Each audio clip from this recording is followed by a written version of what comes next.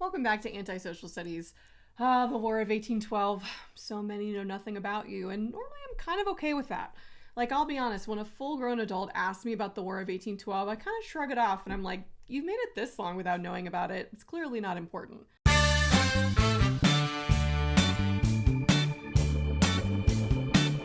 Really true. And today we do need to understand the War of 1812 because although it doesn't have a huge impact on the 21st century United States, it does have a really big impact on 19th century American history, especially if you're an Indigenous American or Canadian. Now, the war was caused by two things, or more accurately, the war was caused by one thing but was justified by another, as is so often the case. So what was the actual cause of the war? Well, we should start right now to notice a continuity in US history, which I'm going to call Americans Be Expanding. Since we pushed back against the Proclamation of 1763, heck, since the earliest settlers crossed the Atlantic, we have had an urge to keep moving westward. And with the Louisiana Purchase, that should have been an easy thing to do, except for those pesky Native Americans. Ugh, are they still mad? I'm kidding. Yeah, they're mad and they should be. In the early years of the 1800s, the US was constantly fending off attacks from Indigenous Americans along the frontier, and we suspected, accurately, that the British were secretly supporting some of those tribes, possibly hoping to keep the new US from taking over all of the wealth and resources from the continent. Remember, the British are still up there in Canada. For a second, let's look at this from the Native American perspective, because from their point of view, the early 19th century, culminating in the War of 1812, could have been the War of Indigenous Independence. As their land was bought and sold by white men and explorers started traipsing through the new territory, the Native Americans saw the writing on the wall. Many groups joined together in the hopes of defending this land and creating an independent Native American nation under British protection. For them, the battles we'll mention and the War of 1812 was one of the last serious opportunities for the indigenous people of this continent to carve out some true independence and avoid being swallowed up by the growing United States. To understand this, let's look at a badass named Tecumseh. Who was Tecumseh? He was born into the Shawnee tribe in modern-day Ohio, on the eve of the American Revolution, so he grew up during the war, and his father was killed by an American frontiersman after crossing into indigenous territory in violation of a recent treaty. Sounds about right. During the Revolution, his tribe allied with the British, since they had at least been willing to sign treaties and protect indigenous land from encroachment from American settlers. After the Revolution, Tecumseh continued to fight with almost any Native group who was resisting American expansion into tribal lands, known collectively as the Northwest Indian War. Tecumseh grew to be a leader, aided by the popularity of his younger brother, who was nicknamed the Prophet. He preached about the need for Native people to reject Western ways and attempts by the US to assimilate natives or buy any more land. His prophecy was that a coming apocalypse would destroy the white settlers, something that will keep coming up through 19th century indigenous history. It's really more of a wish than a prophecy, but it does unite many Native Americans together, inspired by the prophet's message and led by Tecumseh's military prowess, to form a substantial resistance movement based in their new town of Prophetstown in modern-day Indiana. By the way, now would be a great time to go back and watch that Parks and Rec episode where they talk about all the terrible murals in Pawnee, Indiana. It would be hilarious if it weren't way too close to the truth. Prophetstown became something of a mecca for Indigenous Americans looking to resist white Americans, eventually amassing about 3,000 inhabitants from various tribes.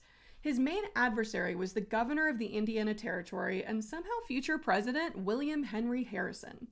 They had been circling each other for years now, both fighting on opposite sides of the Northwest Indian Wars of the late 1700s.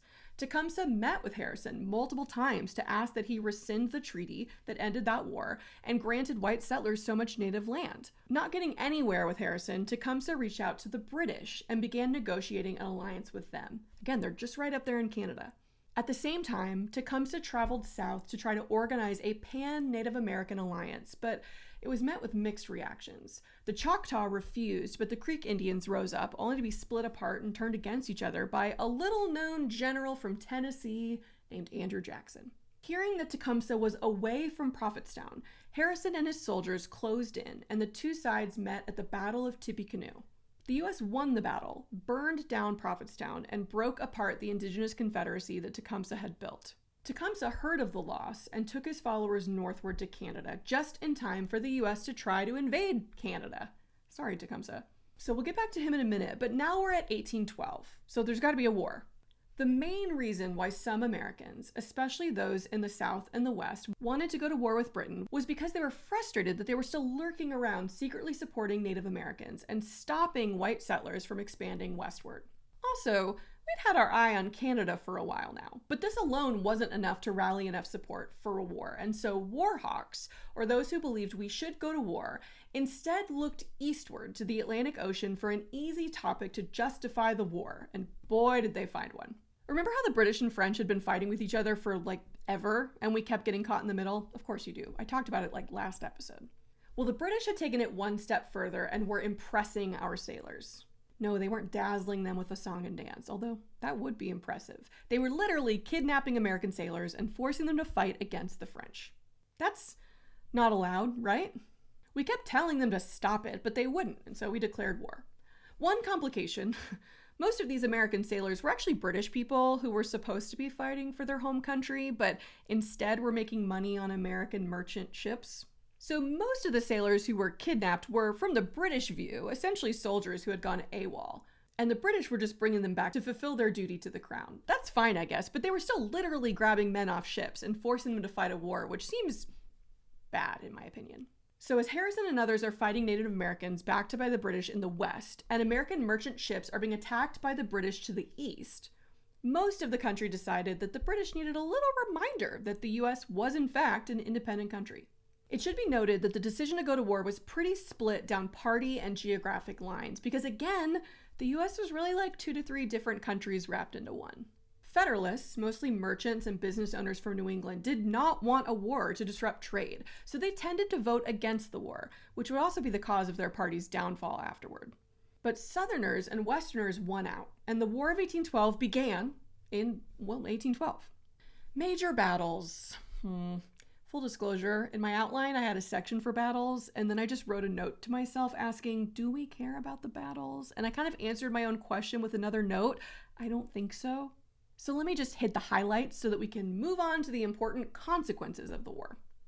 We invaded Canada. Yeah, we didn't like that the British were still looming over us from the north, and so we sent ships across the Great Lakes and troops through northern cities to liberate the Canadians.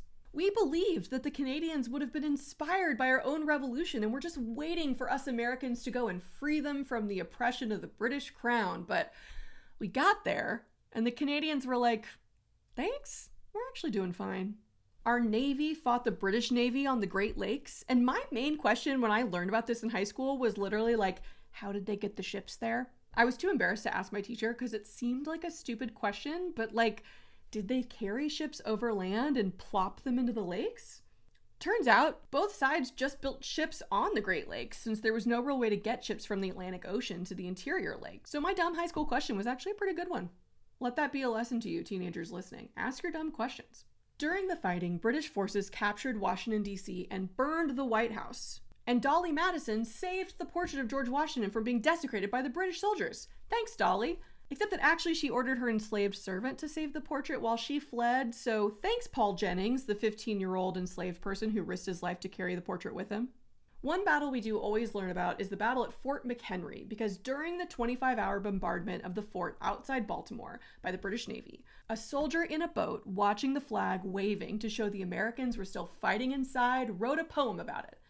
Eventually, we set it to the tune of an old English drinking song, and the Star-Spangled Banner became the national anthem.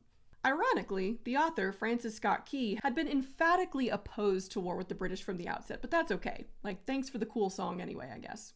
The only other fighting that we really care about for our narrative is the fighting in the South.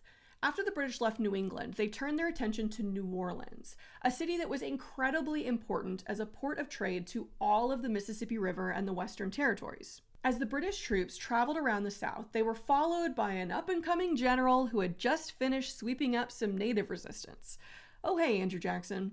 He famously defeated the British at the Battle of New Orleans, except that the battle was technically a few weeks after the peace treaty ending the war had already been signed. Communication took a lot longer in those days, so he hadn't gotten the memo yet. But he was okay with it, because Jackson became the hero of New Orleans. We'll come back to AJ in a few episodes. In 1814, the two sides signed the Treaty of Ghent, ending the War of 1812.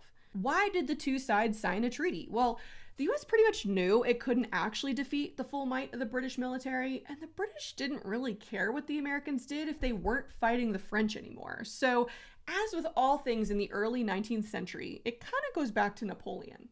When he abdicated in 1814, Europe established a new peaceful balance of power that ended much of the fighting, for a while at least.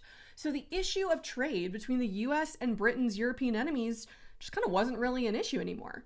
And the British had just finished convincing other European powers like Russia and Prussia that they couldn't carve up European land taken by Napoleon for themselves. So it'd be pretty awkward if the British made that argument as they were trying to take back land in the Americas. So what was in the treaty? There were absolutely no changes to pre-war boundaries, neither side gained any land, which begs the real question. What's the significance of the War of 1812? More on that next episode. Thanks for watching. Like and subscribe and join patreon.com/antisocialstudies.